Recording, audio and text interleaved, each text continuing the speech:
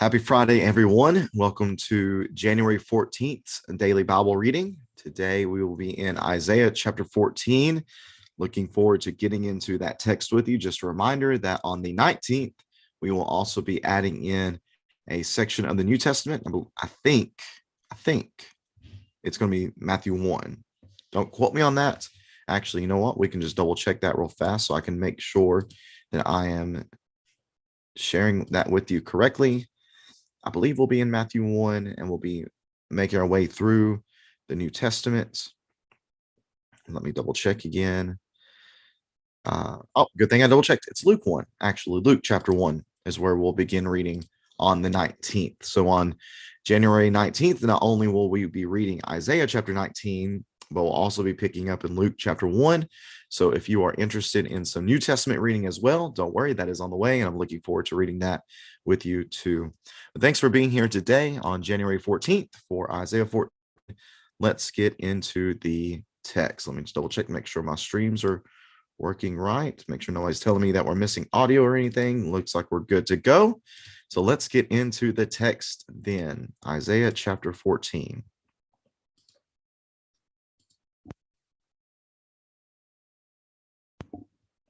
Alrighty, Isaiah 14. Remember, this is on the heels of the pronouncement that has been offered up against Babylon. And there's actually going to be some more talk against Babylon here in a second, but it's going to be that talk of Babylon's downfall is going to be now from the perspective of those who have been once again shown compassion by God, his people, that with Babylon's downfall, correlating with that is going to be the rise of God's people once again. So there is some taunting that takes place here by God's people through the prophet Isaiah. And then we'll talk a little bit at the end of this chapter about Assyria's downfall and also Philistia. So there's just a lot that's going into these next few chapters, as there are a number of pronouncements against various nations around Israel for their sin. Again, a lot of the focus we're looking at here in the prophet is God focusing on his people and making sure that his people are being what they ought to be, and warning them that if you are not living up to my expectations for you, then you'll be punished. We see that a lot, but we also see punishment against the whole of the nations. Anyone who is rebelling against God and not doing as they ought to do, they too are going to suffer for that rebellion. But let's read here in Isaiah chapter 14, again, noticing the correlation between the rise of God's people and the fall of Babylon here. So Isaiah chapter 14, beginning in verse number 1, for the Lord will have compassion on Jacob and will choose Israel again.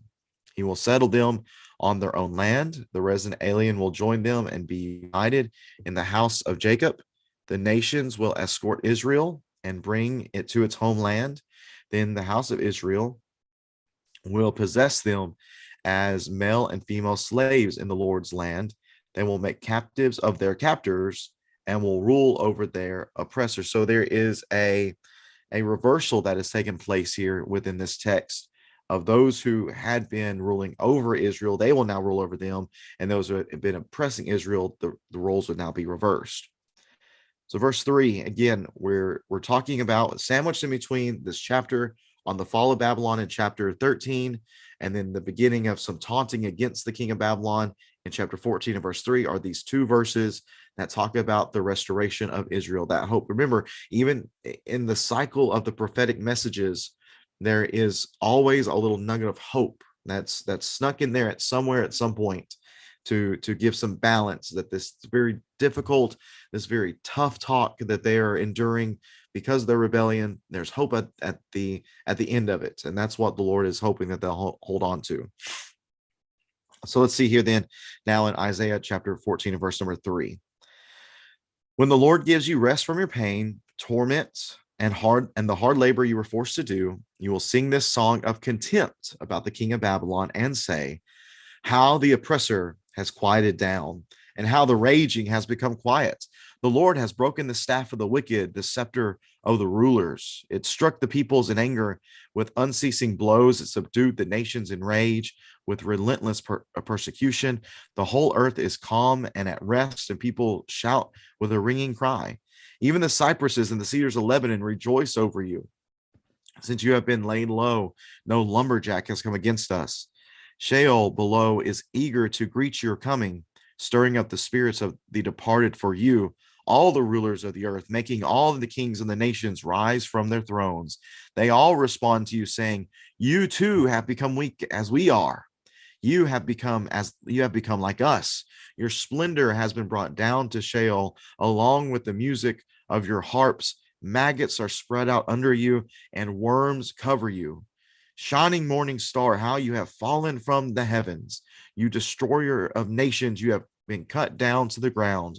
You said to yourself, I will ascend to the heavens, and I will set up my throne above the stars of God. I will sit on the mount of God's assembly in the remotest parts of the north. I will ascend above the highest clouds. I will make myself like the Most High. But you will be brought down to Sheol, into the deepest regions of the pit. Those who see you will stare at you. They will look closely at you. Is this the man who caused the earth to tremble, who shook the nations, who turned the world into a wilderness and destroyed its cities, and would not release the prisoners to return home? All the kings of the nations lie in splendor, each in his own tomb, but you are thrown out without a grave, like a worthless branch covered by those slain with the sword, dumped into a rocky pit like a trampled corpse. You will not join them in burial, because you destroyed your land and slaughtered your own people. The offspring of evildoers will never be mentioned again. Prepare a place of slaughter for his sons, because of the iniquity of their ancestors. They will never rise up to possess a land or fill the surface of the earth with cities. I will rise up against them. This is the declaration of the Lord of armies. I will cut off from Babylon her reputation, remnant, offspring, and posterity. This is the Lord's declaration. I will make her a swampland and a region of Haran, and I will sweep her away with the broom of destruction. This is the declaration of the Lord of armies. Now we're going to see the focus shift from Babylon to Assyria. The Lord of armies has sworn, as I have purposed, so it will be. As I have planned it, so it will happen. I will break Assyria in my land, and I will tread him down on my mountain. Then his yoke will be taken from them, and his burden will be removed from their shoulders. This is the plan prepared for the whole earth, and this is the hand stretched out against the nations. The Lord of armies himself has planned it. Therefore, who can stand in its way? It is his hand that is outstretched. Who can turn it back? And now we have to finish out the chapter, a word against Philistia. In the year that King Ahaz died, this pronouncement came. Don't rejoice, all of you in Philistia, because the rod of the one who struck you is broken. For a viper will come from the root of a snake, and from its egg comes a flying serpent. Then the firstborn of the poor will be well fed, and the impoverished will lie down in safety. But I will kill your root with hunger, and your remnant will be slain. Wail, you gates, cry out, city, tremble with fear, all Philistia. With a cloud of dust, for a cloud of dust is coming from the north, and there is one missing from the invaders' ranks. There is no one missing from the invaders' ranks. What answer will be given to the messengers from that nation? The Lord has founded Zion, and his oppressed people find refuge in her. I want to note at the end of each of these, these major sections against these three different kingdoms, three statements that really are the focus of my reading as I read through this today. Number one is what we see here in verses 22 through 23. I want to note just the emphatic, absolute language that is given here by Isaiah concerning what God is going to do. God says, this is the God voice, I will rise up against them, and I will cut off from Babylon her reputation, her remnant, her offspring, her posterity. I will make her a swampland and a region of herons. I will sweep her away with the broom of destruction. And then these three statements. This is the declaration of the Lord of armies. This is the Lord's declaration. This is the declaration of Lord of armies. So keep that in your mind. These absolute statements that are spoken by God here. Then the end of the message to Assyria, notice verse 27, the Lord of armies himself has planned it. Therefore, who can stand in its way? Who can stand in his way if it is his hand that is outstretched? Who can turn it back? And then the end of what is said to Philistia, what answer will be given to the messengers from that nation? The Lord has founded Zion, and his oppressed people find refuge in him. What I want to note from these texts is this language, again, is absolute language, but it is focusing in on the fact that the Lord is going to accomplish this, and no one is going to be able to stand against him in doing so. Yet, nations have been used in the past. Each one of these nations, or I guess from Isaiah's perspective in the future, Babylon's going to be used as a tool against his own rebellious people. Assyria is being used as a tool against his rebellious people. Philistia, the Philistines, have been used in the past as a tool against his rebellious people. And yet they are still sinful nations who have allowed even God using them in this way to cause them to be puffed up, to be prideful. Therefore, they are going to be judged as well. And notice that nobody's going to stop this. Excuse me. This. It is going to happen. The Lord will rise. This is a declaration of the Lord of armies.